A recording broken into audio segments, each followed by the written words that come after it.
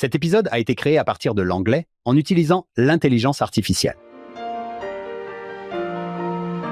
Bienvenue dans Follow Him Favorites. John et moi partageons ici une histoire en rapport avec la leçon de chaque semaine. John, la leçon de cette semaine porte sur les sections 115 à 120. La section 119 traite de la dîme. Je voudrais vous raconter une histoire. Elle a été racontée par le président Gordon B. Hinckley en 2002. Je vais citer le président Hinckley, puis vous raconter une partie de l'histoire. Il dit « Je voudrais vous raconter l'histoire d'une femme de Sao Paulo, au Brésil. Elle travaillait tout en allant à l'école pour subvenir aux besoins de sa famille. » Il ajoute ensuite, je vais la citer, elle dit « L'université où j'étudiais avait un règlement qui interdisait aux étudiants endettés de passer des examens. C'est pourquoi, lorsque je recevais mon salaire, je mettais d'abord de côté l'argent pour la dîme et les offrandes, puis je payais mes frais de scolarité et mes autres dépenses avec le reste. Je me souviens d'une période où j'ai connu de graves difficultés financières.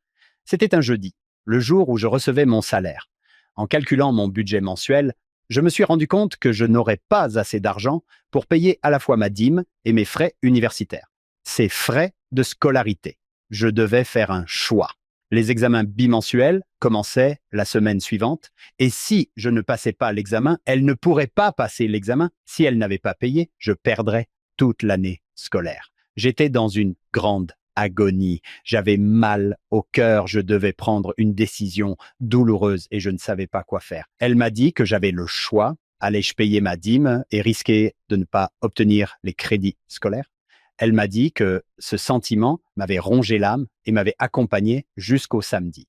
C'est alors que je me suis souvenu que lorsque j'avais été baptisé, j'avais accepté de respecter la loi de la dîme. J'avais pris cet engagement, non pas auprès des missionnaires, mais auprès de mon Père céleste. À ce moment-là, l'angoisse a disparu, laissant place à une agréable sensation de tranquillité et de détermination.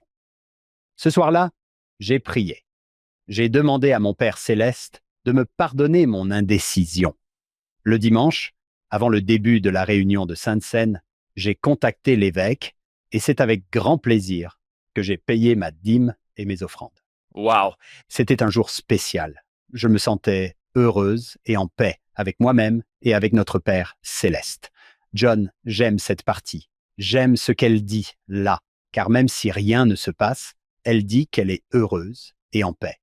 Même si quelque chose ne se passe pas comme prévu, disons qu'elle perd ses crédits. J'aime ce qu'elle dit là.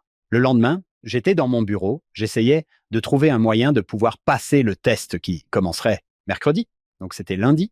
Plus je réfléchissais, plus je me sentais loin de la solution. À l'époque, je travaillais dans un cabinet d'avocats et mon employeur était la personne la plus stricte et la plus austère que j'avais jamais rencontrée. Il n'était pas comme John Bytheway. Imaginez exactement le contraire de John Bytheway et vous aurez un employeur grincheux, strict et colérique. La journée de travail touchait à sa fin lorsque mon employeur s'est approché et m'a donné les dernières consignes de la journée. Une fois cela fait, sa mallette à la main, il m'a dit au revoir. Soudain, il s'est arrêté. Il m'a regardé et m'a demandé comment se passait l'université. J'étais surpris et je n'arrivais pas à croire ce que j'entendais. La seule chose que j'ai pu répondre d'une voix tremblante, c'est que tout allait bien. Il m'a regardé pensivement et m'a dit au revoir à nouveau. Soudain, la secrétaire est entrée dans la pièce en disant que j'étais une personne très chanceuse. Je lui ai demandé pourquoi. Elle m'a répondu « Oh, l'employeur vient de me dire qu'à partir d'aujourd'hui, l'entreprise allait payer intégralement vos frais d'université et vos livres. Avant de partir, passez à mon bureau pour m'indiquer tous les frais, afin que je puisse vous remettre le chèque demain. » Incroyable. Elle est partie. J'ai commencé à pleurer et, me sentant très humble, je me suis agenouillé là où j'étais, pour remercier le Seigneur de sa générosité. C'est ma partie préférée. Écoute ça, John. J'ai dit à notre Père céleste qu'il n'avait pas besoin de me bénir autant. Je ne pense pas avoir jamais dit cela. Oui, comme si c'était normal. Voici ce qu'elle dit. Je n'avais besoin que du montant correspondant à 1 mois, et la dîme que je payais le dimanche était très modeste par rapport à ce que je recevais. Pendant la prière, les paroles rapportées dans Malachie me sont venues à l'esprit. « Mettez-moi à l'épreuve, dit le Seigneur des armées, et vous verrez si je n'ouvrirai pas les fenêtres des cieux et ne répandrai pas sur vous une bénédiction telle qu'il n'y aura pas assez de place pour la recevoir. » Jusqu'à ce moment-là, je n'avais jamais ressenti l'ampleur de la promesse contenue dans cette écriture, et ce commandement était vraiment un témoignage de l'amour que Dieu, notre Père céleste, accorde à ses enfants ici sur terre. Puis le président Hinckley dit « La foi est la fibre même qui donne de la force à cette œuvre ». N'est-ce pas magnifique? C'est formidable. Merci, sœur du Brésil.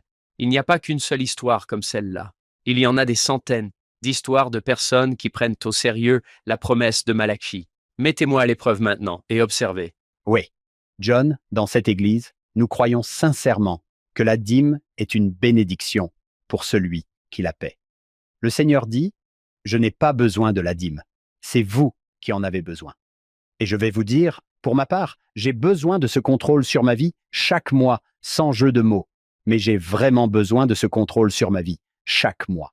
C'est quelque chose de continu qui peut m'envahir insidieusement. Le Seigneur doit me demander chaque mois, « M'aimes-tu plus que cela? » Oui. « M'aimes-tu toujours plus que cela? » Parfois, je suis là, et ma femme prend le chèque et dit « Oui, nous t'aimons plus que cela. » Oui, nous en avons besoin.